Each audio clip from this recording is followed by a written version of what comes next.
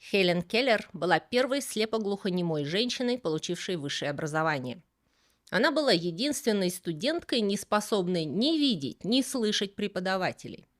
Энн Салливан сидела рядом с Хелен и час за часом пальцами стенографировала специальными знаками на руке Хелен каждую лекцию. Для нее ничего не упрощали, не замедляли. В Рэдклифф-колледже профессора работали как обычно. Хелен изучала философию, экономику и литературу на том же уровне, что и все остальные. Когда она окончила университет в 1904 году, это не было символическим достижением.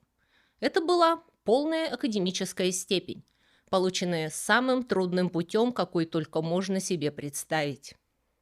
Я уже рассказывала о человеке, изменившем мир слепых. Послушайте теперь о человеке, который старался расширить мир глухих, и вместо этого расширил мир для нас всех.